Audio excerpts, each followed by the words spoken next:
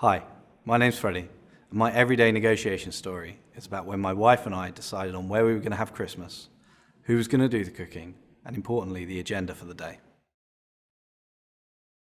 Like most couples, where we'd spend Christmas every year was always a conversation between Katie and I.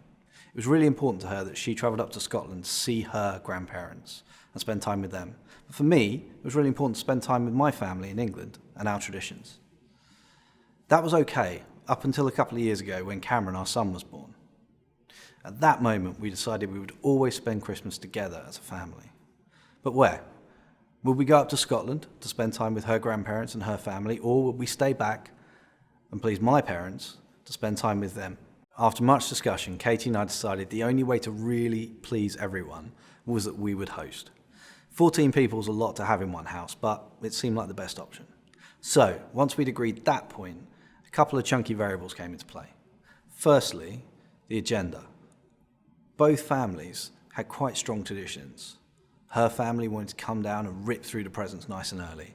My family, we'd go for a long walk. We'd have lunch and then we'd do presents in the evening. Secondly, who would do the cooking? Now, for me, I quite like the cooking, and I knew that Katie actually didn't really want to do it. So we were able to strike a bargain there.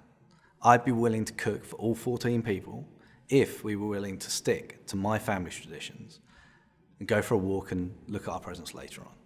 Once we'd agreed that point, we then had to think about games and TV. Now, for Katie's grandparents, watching the Queen's speech, that's what you might call a non-negotiable. My family, we'd much rather watch the alternative Queen's speech.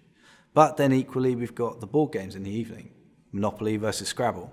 My family prefers Monopoly, hers Scrabble.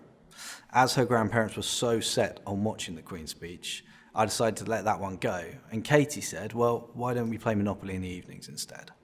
The deal was struck. It made sense.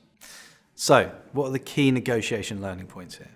Well, as a married couple, clearly we're negotiating at 11 o'clock on the clock face.